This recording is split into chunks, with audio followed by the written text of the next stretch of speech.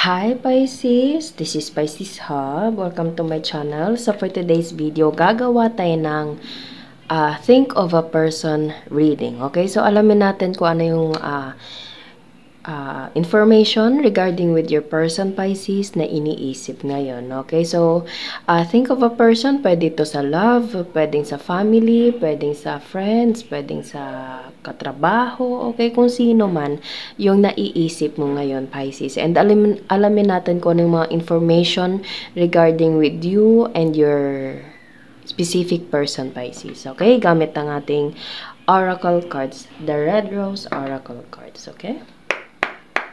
Reminder lang po na ito ay general reading, Pisces. So, pwede pong mag-resonate sa'yo, pwede pong hindi. Pag hindi po tugma, huwag pong ipilit, okay?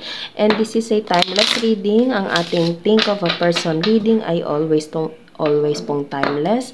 So, kahit anong araw, buwan, taon mo ito napanood, basta mag-resonate again, take lang, okay? So, ano po yung information, mga gusto niyo pong sabihin, mga gustong, mga posibleng mangyari for Pisces na dinidil niya, iniisip niya ngayon. Ano po yung message niyo po for Pisces sa taong iniisip niya ngayon. Mirroring each other, self-reflection, introspection, inner wound. So, pwedeng kung ano yung ginagawa mo, Pisces, ganun din yung ginagawa niya or vice versa, okay? So, kunwari, pag hindi ka niya kinakausap, hindi mo din siya kinakausap, pwede pong ganun, okay? Kumbaga, kung ano yung ginagawa niya, ginagawa mo din. Kung ano yung ginagawa mo, ginagawa niya din, okay? So, pareho kayo, okay? So, ano pa po? Ano ito? Bakit merong mirroring kay Pisces and sa taong dinidil niya? Okay? Oh, teddy bear. This is so cute. Interested in you, blooming romance, flirting, want to date. Okay? So, hindi mapapagkaila, Pisces, na mayroong spark sa inyong dalawa.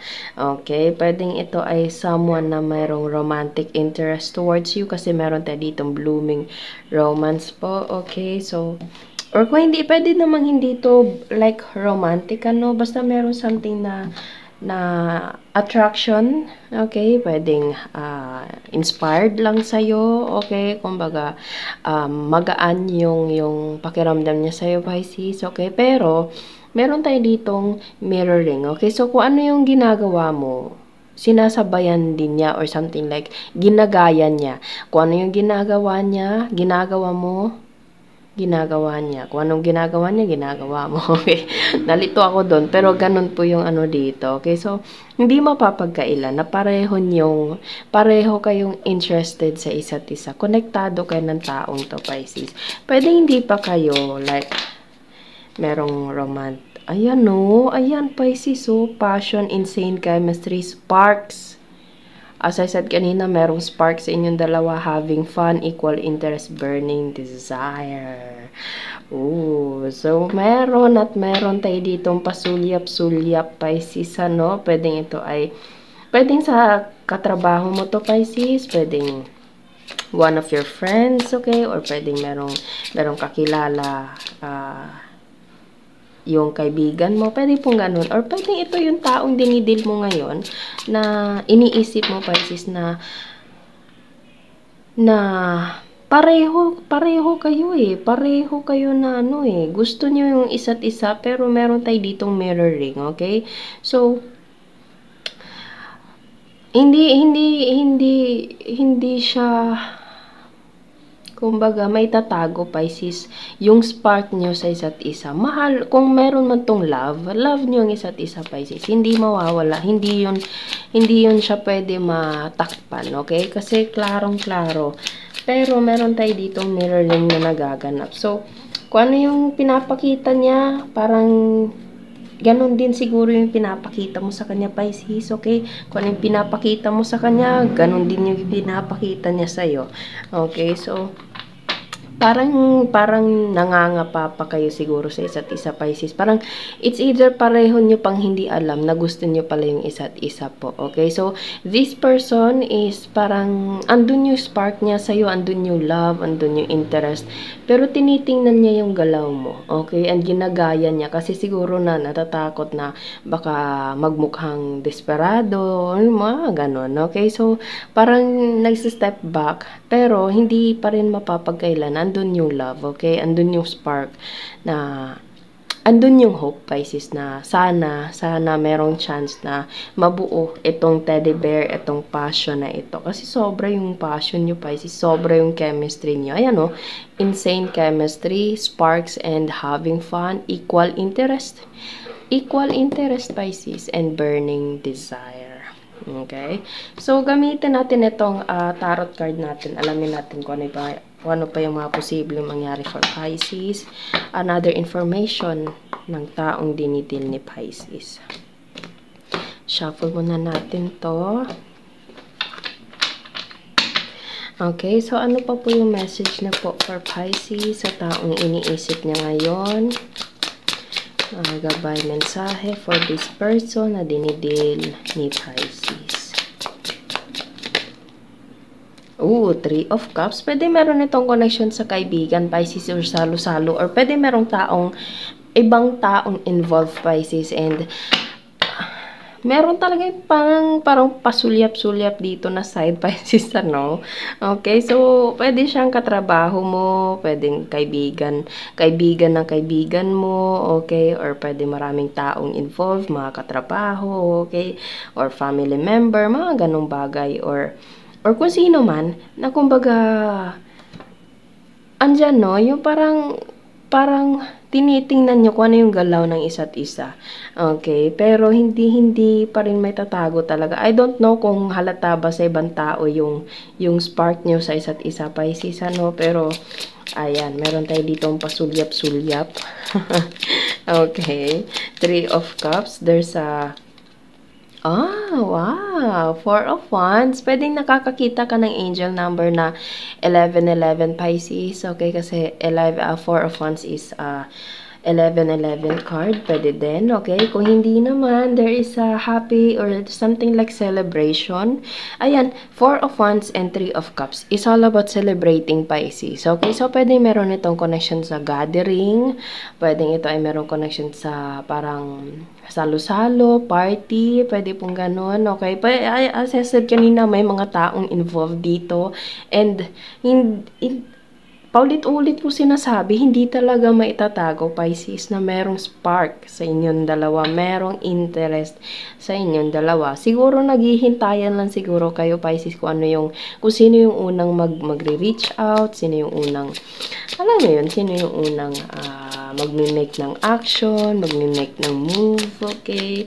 Pero andito talaga yung parang yung celebration, kasiyahan, and wow! The Empress. Okay, so there's a feminine energy right here. This person finds you so attractive, Pisces. You're such a feminine. Pwedeng itong taong to is posible na gusto kanya maging medyo maaga pa siguro sa ganitong bagay, ano? Pero nakikita na ng taong to, or nakikita mo sa taong to, Pisces, na gusto mo siya or gusto kanya, and pwede meron itong connection sa bigger plan in the future, Pisces, lalo na siguro gusto niyo magkaroon ng pamilya, okay? Medyo maaga pa siguro kasi parang feel ko wala pa sigurong label yun nandito, or as I said kanina, yung parang pasulyap-sulyap pa lang siguro, ano? Pero ayun nga, parang yung insane chemistry niyo sa isa't isa. Ganito yung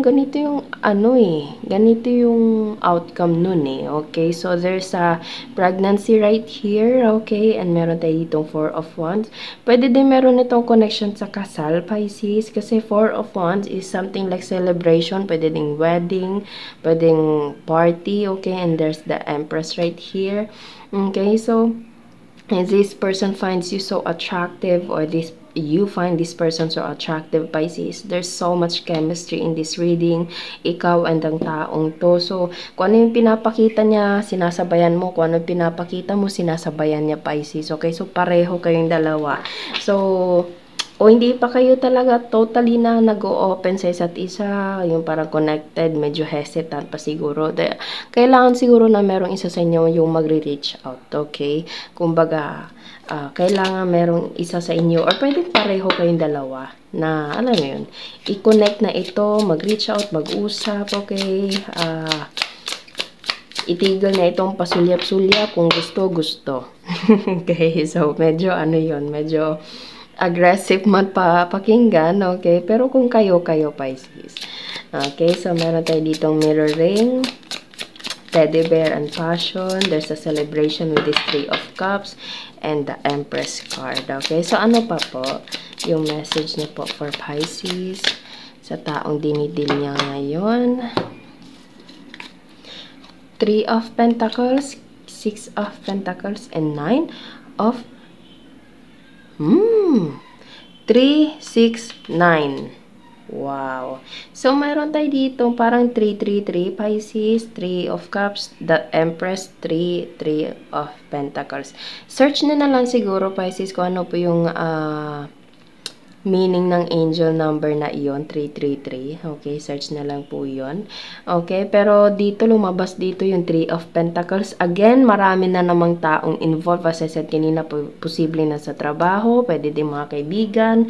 Meron tayo ditong 6 of Pentacles. This 6 of Pentacles is something like, parang kung ano yung, kumbaga yung pagbibigay, is something like genuine. Kasi meron tayo dito ang scale na pantay. Okay? So, kung ano yung kulang, pinupunan. Kung ano yung sobra, binibigay. Okay? So, give and take siya, Pisces. And you, both of you, need to work things out. Okay? Kailangan merong plano. Ayan, meron tayo ditong future, which is ito, plano, Pisces. And sinabi ko kanina, ito.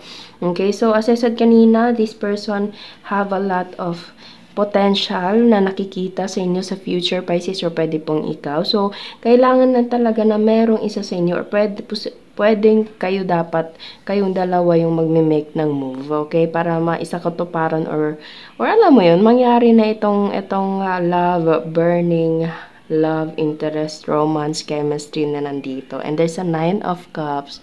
Ayan, no, it is something like emotional satisfaction, yung parang connected kayo sa isa't isa emotionally, and posibleng pareho kayo ng parang love language, Pisces. Pwedeng merong isa sa inyo pareho kayo na kumbaga mahilig kayo siguro na anong tawag doon? Nakalimutan ko. Acts of service, pwede din, or something like gift. Okay, giving gifts, pwede pong ganon. Acts of service, okay, nakikita nyo yan. So, kailangan lang talaga ng merong isa sa inyo na magme-make ng move, okay? Para, alam mo yon, malaman kung ano ba talaga yung connection nyo sa isa't isa dito, Pisces. Okay, so, ang ganda actually yung reading natin ngayon, ano? It is something like there's a new burning love right here, okay? Na kailangan lang talaga ng a little bit of push lang sa inyong dalawa, Pisces, ano? So, kuha tayo ng initials, random words, kung sino or ano po yung konektado for this person and ang taong dinidil niya po. Sunshine. Wow. So, pwedeng merong isa sa inyo yung pangalan ay Sunshine, or tinatawag ka ng taong to na you are a sunshine, Pisces. Okay. Or pwedeng sa araw. Okay. So, ano pa po yung message po for Pisces? Information with this person na dinidil ni Pisces. Letter B. Ano pa? Ano pa po yung information po for Pisces? 1. There's a number 1. Ayan. Medyo naparami. There's an older, Pisces. Older. Ayan. Kuha pa siguro tayo ng dalawa pa po. Ano pa po yung information? Ay, nahulog. Saglit lang po. Ayan, meron tayo ditong country. Okay.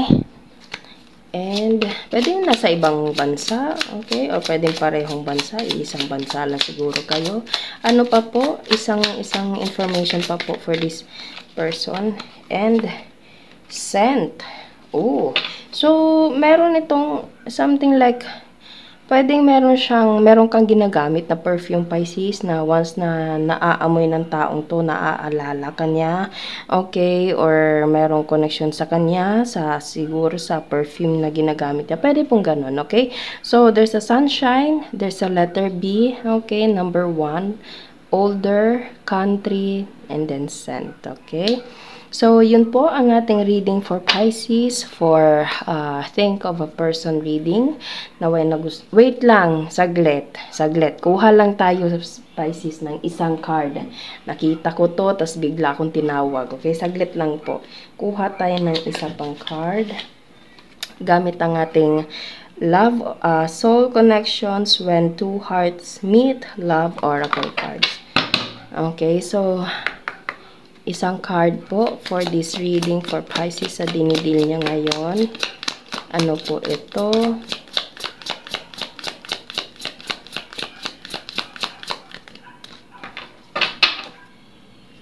Ano po yung message? Ayan, meron tayo dito. Challenges, okay? All true soul connection involves challenges that can be overcome together. Oh, that's so cute. So sa connection na ito, everything, lahat naman siguro is dumadaan sa challenges, Pisces. Pero malulusutan, malalampasan ito ng hawak kamay. Okay? So, yun po ang ating reading for Pisces again. Naway nagustuhan niyo po. Huwag niyo po sanang kalimutan na mag-like at mag-subscribe po sa ating channel. And click the bell button para ma-notify po kayo sa next videos na i-upload natin. Okay? So, thank you, Pisces, and God bless!